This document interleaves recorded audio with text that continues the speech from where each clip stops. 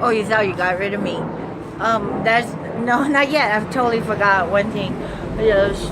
So when I say the ghost cat, the crazy guy, I have a story now in my head, and I'm sort of excited because you know what happens is you're fearful for your life because obviously when my friend called me yesterday, now this is like 6 months later, he said, "Hey, I just have to come and pick up the tools." I go, "Really? I was begging your ex-com buddy that, you know, when he almost killed me, taking me from Burbank back here because somehow he called me. It was divine timing when I landed from Colorado in Burbank Airport.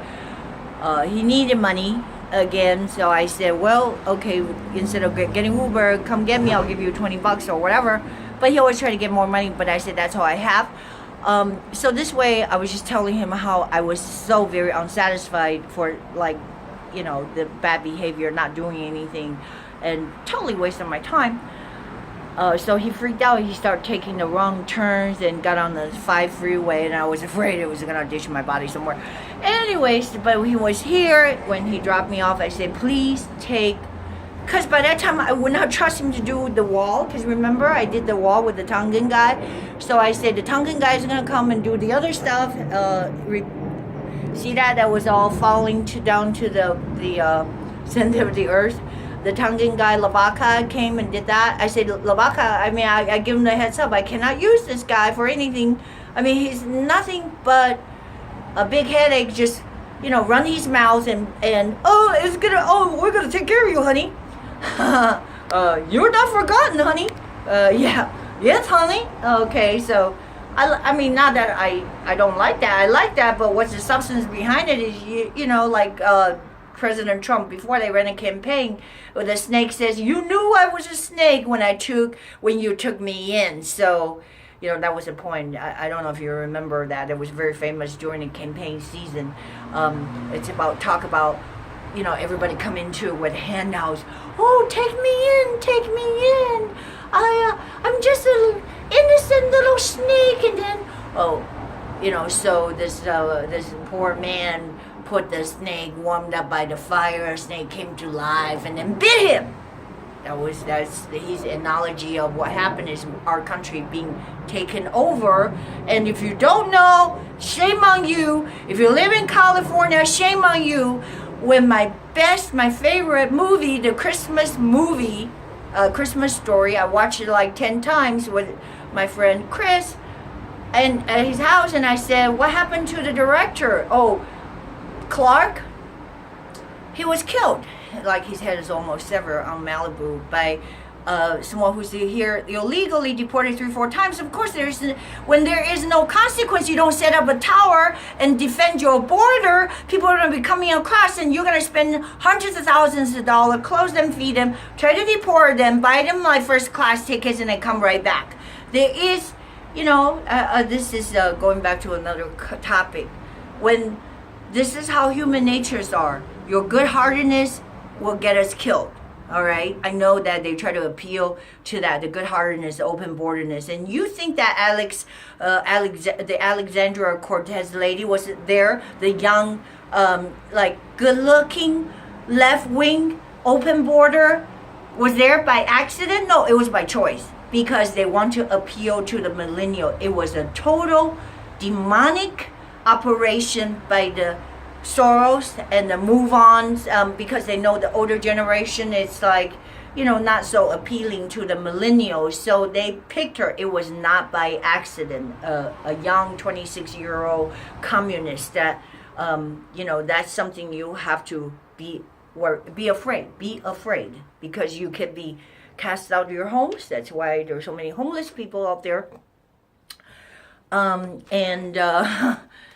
Be literally castrated. I don't mean that literally.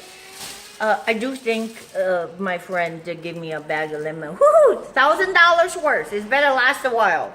So my friend did call me and last night, and he needed to come along on his tour. Finally, 6 months later. I mean, I said I begged your guy, your buddy, ex-con, when he was here to please take the tools because I have Tongan to do the job. And since your guy not only not do the job but run the mouth and bilking a poor innocent woman like me. Thank God I have logic, some logic and sense, but what I short of is control. I have no control of my temper, so help me God, because I don't want to get killed. I mean, many times that people can run me off the cliff or, something like that. You see what I'm saying? Like, I know my ancestor, we have this issue. It's a genetic defect. We can't control ping and pong. When I know for sure that you're lying to my face, I call you out on it. And when I tell the truth, because I'm supposed to be a dumb bimbo, and if I don't play that part, I'm gonna get myself killed if I don't give you $1,000. You see what I'm saying? So that is a threat. I did tell my friend, I said, I love you. But this guy who proclaimed, he proclaimed to be your brother. He is not. He's your enemy. I tell you why. Because he literally, if you did not give him the orders to fuck me over, then he is fucking you over. He's making you look really, really bad. Made me to think that people from Chicago, made me to think that my redneck white folks are bad. They're bad seeds. They're not all bad. So wake up, because if he let's just say he said, well, I cannot pull the staircase and give up, and did not go into the extent of making up stories about your house is going to explode if you don't give me this, and if you don't pay me for this. That's all I'm saying. I mean, we're not all sinless, that whoever has no sin will cast the first stone, but we have to be shrewd. And well, me, I mean, I look like, I could be just a dumb bimbo and stuff like that. So by sticking up, by knowing that there is no way there could be any concrete back there, and I could take this person to court because he said it right here. I posted it on my Facebook right here. He actually spent more time writing a receipt, trying to fix the foundation by propping up concrete, rebuild 20 cube concrete BBCK. That's what he said. And the what do you call materials that cost $350? You see all that? All together was $450 for one. And the other one, he said pay in full for the gas pipe, fix the reel. No, he didn't fix anything. Fix the stairs, the legs on the stairs. He cut them. So what I'm trying to say is the tree limb there just fell. Anyways, they fixed the gas line. So altogether, I added up with a chronological order. Well, I'm going to cover his name. 1017, he came by to look, and then gave him the 200, and then 200, he said he needed down payment, purchase. Him and his friend was out there smoking crack. From 9:30 to 12:10, he called me, and this is what he said. It was a house explosion if I don't give him another $400. No show, 17, 18 no show, 19 no show. So I called my friend, 20 no show, 21 no show, 22. He said he had car trouble. 23 is always the excuse. He was here for 5 minutes to measure something. 5 minutes, so he can tell his friend his stuff. Anyways, that's all. I'm just saying you cannot survive in the regular world like that. He was here to cut the stair legs off, and the Tonga showed up. 10:24, the Tonga was here. So by that time I said, please, please just don't come anymore. He was here tonight, 20, wasted my whole day, forced me to pay more money. I'm so disgusted. So when people force you, literally putting a gun to your head, said, pay me this money, I'm gonna get the gas pipe. You know what I told my friend yesterday when he called me on the phone?